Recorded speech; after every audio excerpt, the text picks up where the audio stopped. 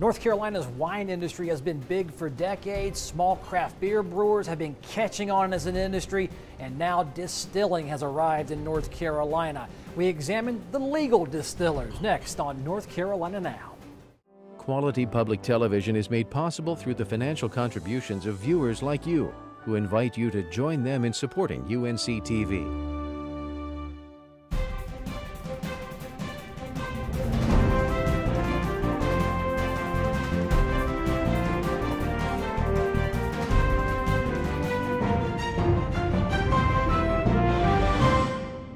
I'm Kelly McCullum, and this is a very special North Carolina Now focused on distilling in North Carolina.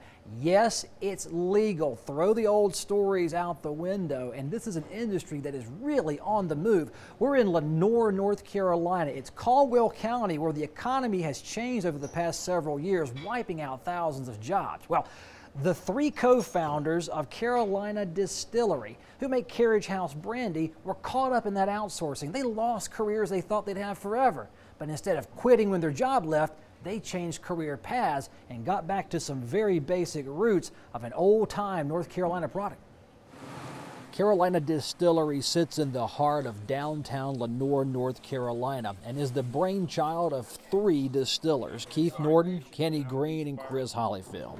They focus on brandy making with a special emphasis on North Carolina apple brandy. We start with fresh apples here, locally grown, do our own fermentation, our own distilling. They made apple, corn, strawberry, peach, whenever the fruit was in season. So it just depended on what you were making or what time of season it was, what kind of fruit you had. And apples gave you the confidence to roll out a commercial product. Why do you like apples? You get a lot of apples. It's hard to get a lot of peaches because they're volatile about how they sour or rot very quickly. But apples hang in there with you. Apples, we're an apple country. Keep them hot or cold, either way. I think we got 30-some thousand bushels from Wilkes County last year. Those thousands of North Carolina grown apples are fermented and run through the locally built copper still. That looks pretty traditional to me. It is. Homemade? Is it home welded? We had a guy in town, Chris Parsons, and he helped us put everything together, but we designed the still and didn't want to use stainless because you don't get the flavors out of stainless. What is it about copper that makes apple brandy taste better? The copper kind of has a memory to it, you know, so you're taking it kind of seasons it like a cast iron pan, you know. The Carriage House brandy recipe is a family recipe of Chris Hollyfield's grandfather's. Every barrel of this brandy carries a slightly different flavor profile. Each barrel ages, you get a different taste out of each one, and we want it to be unique. We want that unique because there's different people. And you'll roll the dice on it. Yeah. You know you're going to have a good barrel of we'll brandy. We'll have a barrel that one person absolutely loves, and the next person's not so fond about it, but the next barrel, this person actually loves it. Every barrel of Carriage House brandy may taste slightly different, but every barrel is taste tested for quality. We pull a couple of ounces out of each barrel as it's aging, and we get it to where we like it. Do you sip it like tea and then spit it out like you see the tea testers, or do you just kind of... We're not too many spitters around here. Okay. Carolina Distillery's preservation of old-time traditional brandy making techniques leads to a brandy that might challenge some sippers' preconceptions. Most people are under the impression it's going to be sweet, you know, because they think brandy's sweet, but traditional brandy is not sweet. It's just distilled from apples. And it tastes more like a bourbon or a whiskey than it does a sweet apple like you'd think it would be. North Carolina's distilling industry is still relatively new, but it's certainly growing. We picked a product that didn't have a lot of competition. We see on the shelves there's a lot of vodkas and stuff, but there are very few brandies and very few apple brandies at that. But we wanted to stay a North Carolina product, so everything we have comes from the state of North Carolina. What made you see dollar signs here? A little research, and there was very little history, if any, as far as failure. If you actually made a decent product, put it in the market, and maintain the product quality, you're going to make some money in the long run. It's turned out to be such a great addition to our downtown community. Obviously, a very, very touristy kind of thing. People are intrigued by coming here to see a distillery in a downtown like we have here. Kenny, Keith, and Chris say business is growing for the Carolina Distillery. The Carriage House Apple Brandy sales are rising and the product is being distributed throughout America. The company is even launching brandies made from other fruits. Company growth is a goal, but conquering the mass distillers is not in the plans. We don't really consider it a competition between us and the big boys. Yeah, we're trying to bring back the craft industry on distilling, where it's got lost over the years. A lot of the craft distilleries got put out during Prohibition and just never came back. It appears North Carolina's 21st century economy will be making room for the return of small distillers and places that need jobs. In old buildings that once housed businesses no one dreamed would leave town.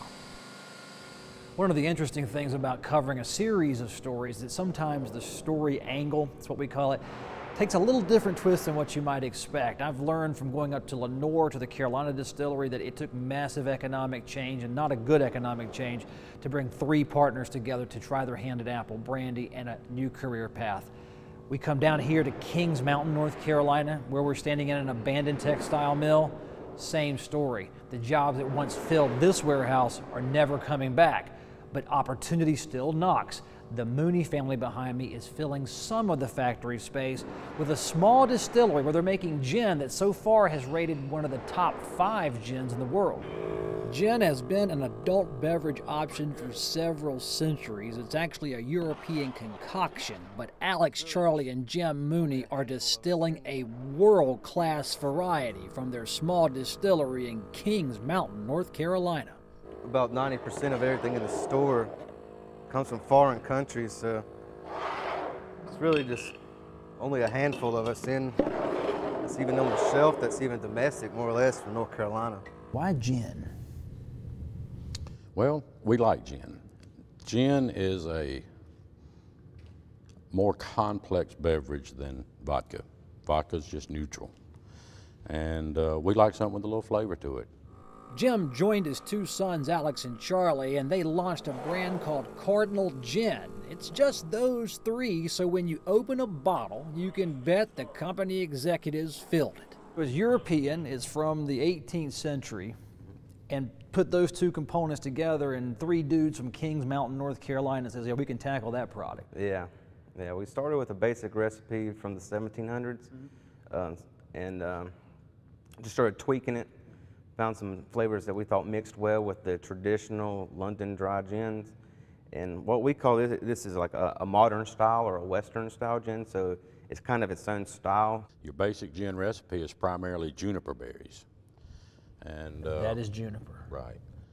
And what they did was they backed off the juniper berries somewhat, took some of that out, but they added in spearmint, clove, apricot kernels, grains of paradise, orange peel, orris root, angelica root, and cardamom, and another secret ingredient that we don't have out there. The mixture of spices and herbs in perfected amounts has Cardinal Gin rated a top 10 gin in the world and the #1 rated U.S. produced gin by the Beverage Testing Institute. How do you judge It's gin? all important.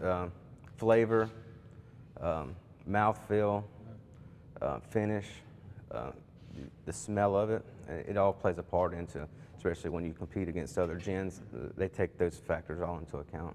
Cooking with spices is so easy to overpower. Cooking or drinks, and I can't imagine how delicate the balance is. Very delicate, and we weigh it out to the grain when we do our batches. Charlie and Alex, they came up with this recipe. Needless to say, we drank a lot of bad gin the first year. The Moonies choked down every batch of that not ready for prime time gin in hopes the next batch would unlock the flavor profile they saw. Strong. It was pretty much a unanimous opinion when we hit on it. We knew it. You just know, it's like, that's it. That's it. We'd been working on it for a year. So we knew that, you know, some of it was good, some of it wasn't so good that we were doing. Comes out nice and clear. Even though you stewed it like a tea, you steeped it like a tea. Right, after the distillation process, it's all clear.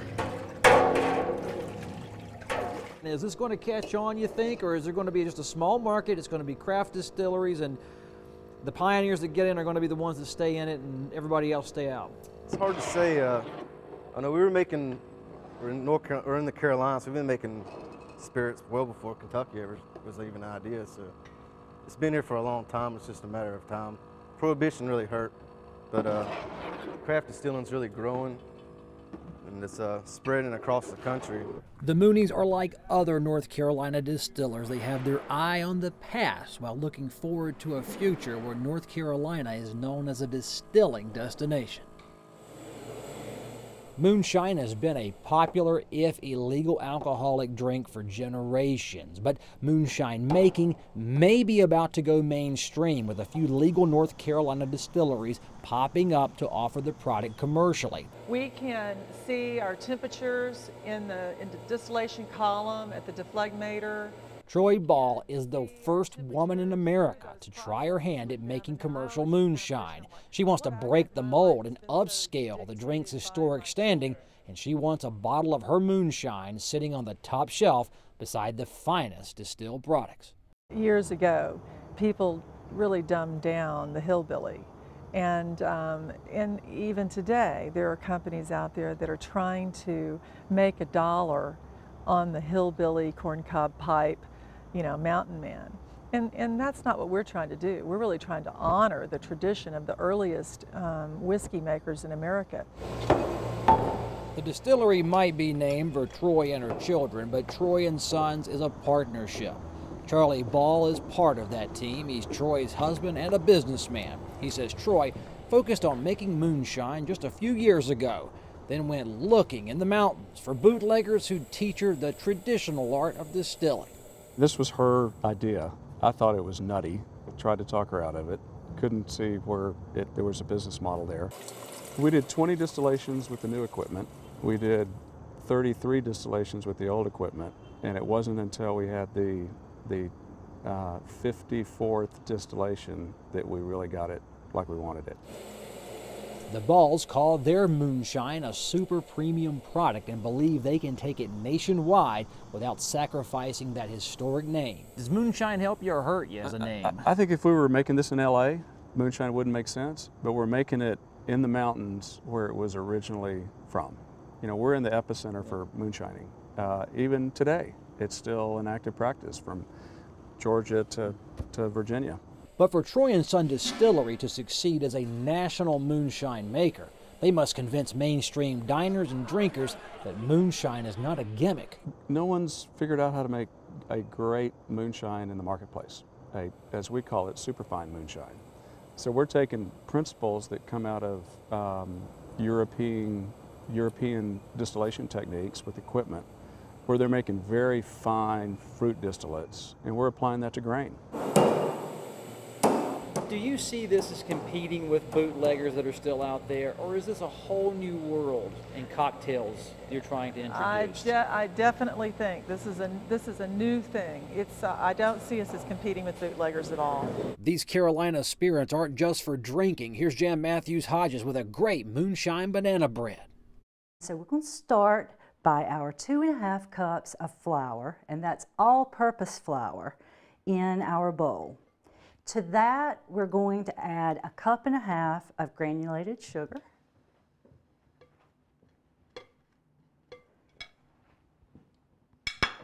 and a teaspoon of baking soda. Be very careful when measuring your baking soda. We don't want to taste the baking soda taste in your banana bread. We've got freshly ground cinnamon, and that's about a teaspoon. More if you like more in your banana bread. And so we're going to just whisk these dry ingredients together so we can distribute out the cinnamon and the sugar and get that baking soda, which is so key to get it evenly throughout the flour before you add the wet ingredients. We're going to put in our 2 eggs, and we're going to just lightly, not really necessary to beat those too much, but we're going to just lightly beat them as they go in so that they'll go throughout the mixture very evenly. And then we have a 1/2 cup of whole milk, 2% milk is fine. We've got 1.5 cups of mashed banana, and to that I have added 1/4 cup of moonshine, or your favorite brandy, or just leave it out. And I'm going to give that just a quick stir so that it won't be so hard to incorporate everything all through the banana bread mixture.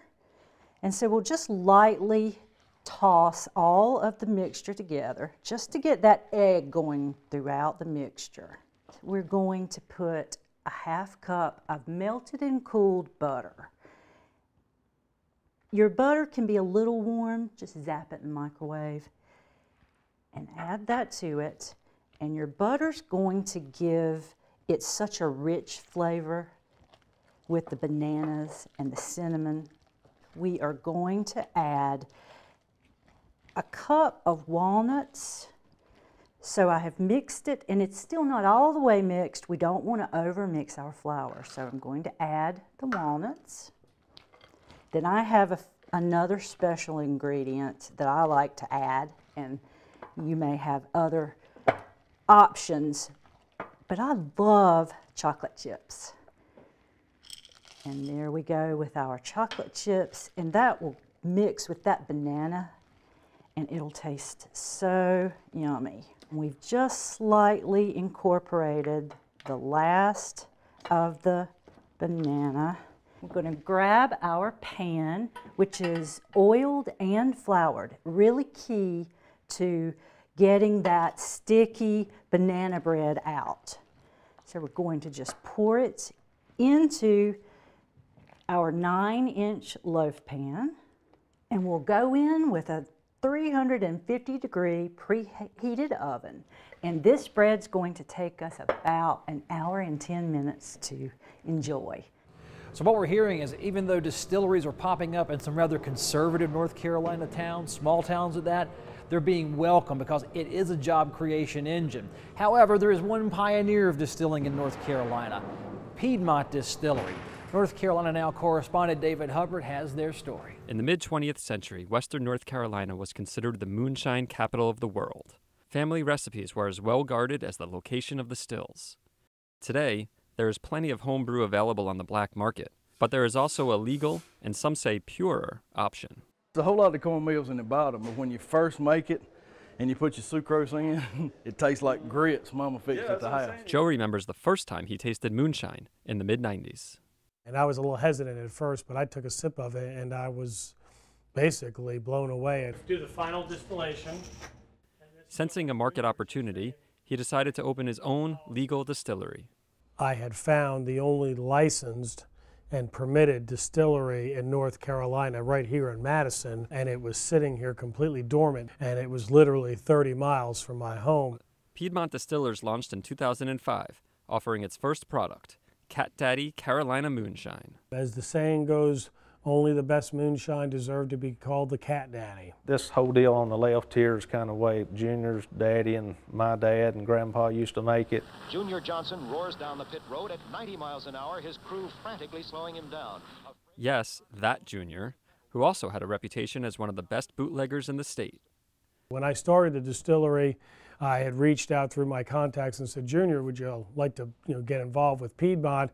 And he's like, I don't know about all that. A year or so later, Joe received word that Junior wanted to check out the operation. I got a phone call one evening that said Junior wants to bring one of his boys from Wilkesboro up to the distillery. They want to see what it's like, how much is involved to go legit. So I said, sure. Do that right there. You get the taste of it. Impressed with what he saw, Junior jotted down his secret family recipe. He says, here, have at it. He goes, and let's see what you can do. So I made up multiple batches of the product. I went up to his garage, his shop, and all of him and his boys were up there having breakfast. They took those jars of original spirit and passed it around, and I think what sealed the deal that day was one of his friends said, Junior, we've been trying to make this liquor for 50 years. Being in that environment and work with the people that did the moonshine like it's supposed to be, you're very proud of it. You don't have one batch good and one batch bad or something of that nature. They duplicate it exactly like it's supposed to be over time. With his family name on the label, Junior wanted to make sure the Moonshine was made in a way that would make his daddy proud. Some of the machines they use today are decidedly high-tech, but the process itself has not varied much over the years. And it all starts with the mash. The cornmeal, yeast, water, and special ingredients will ferment in these white oak barrels for the next 3 or 4 days. After that, it's time for the still. That's where the column still comes in. It brings it up to 190, smooths it out, and makes a real clean product. Midnight Moon is the basis for all of Piedmont's spirits. Piedmont Distillers recently introduced 3 fruit-infused spirits: strawberry, cherry, and apple pie. Each mason jar is hand-packed with fresh fruit.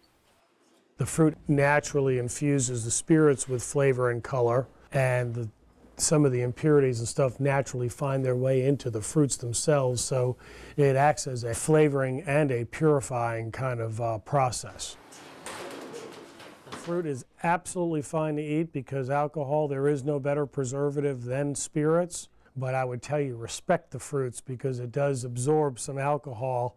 Moonshine has always been a family-driven craft business. Jan's back in the kitchen with a great recipe featuring walnuts, apples, brie, and moonshine. So we have 2 cups of Granny Smith apples. Now Granny Smith, as you'll remember, have the beautiful green peel on the outside of the apple, and on the inside their flesh is very firm and crisp and tart. And that's really important when you have a recipe like this that you're going to saute, because you want the apple to retain its firmness in the pan. So to this 2 cups of apples, we're going to add a 1/3 cup of golden raisins. Now, golden raisins I chose because they're a little bit sweeter, they're pretty in the recipe. And to the golden raisins, we have stirred up a 1/4 cup of moonshine or brandy or apple cider if you choose, and a 1/4 cup of orange juice. So I'm just going to stir those around a little bit, and we're going to pour the raisins and our juices over the apples, and then we're going to toss it to coat really well. And see, you have some remaining juice down in the bottom of the bowl. So we've got that going. And then we're going to take our 1/4 cup of brown sugar. So we're going to add that in. And we're going to stir again.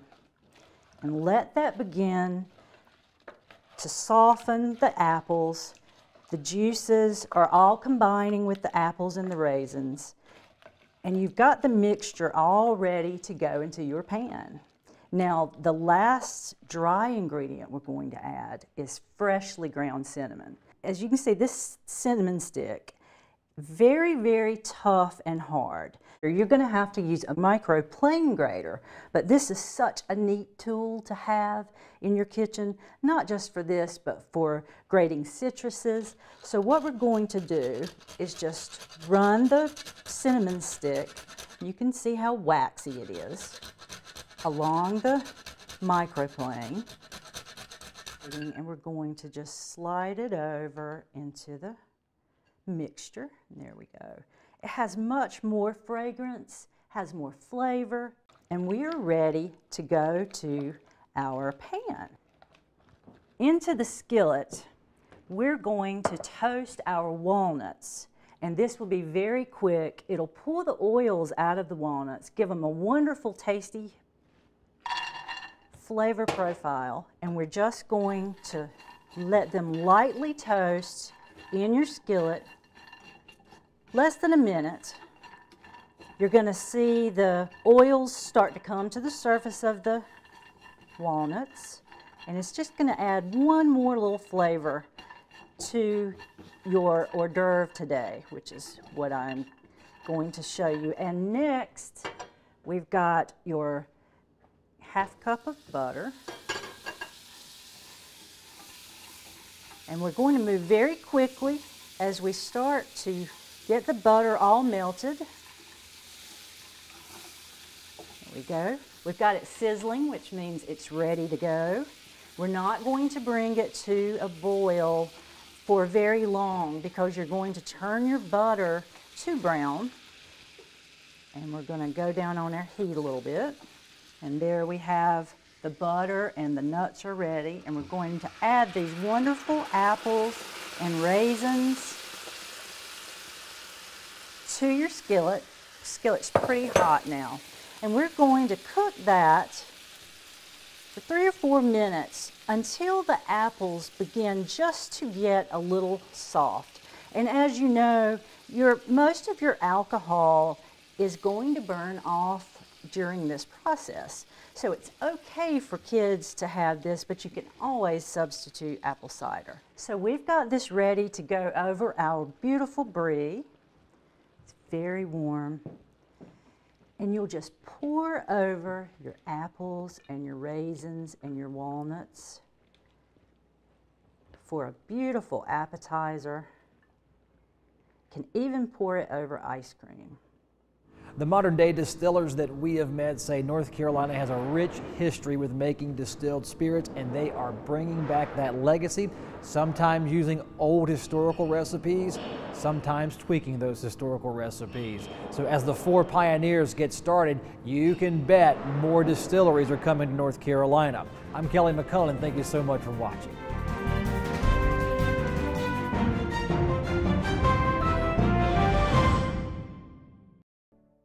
Quality public television is made possible through the financial contributions of viewers like you, who invite you to join them in supporting UNC-TV.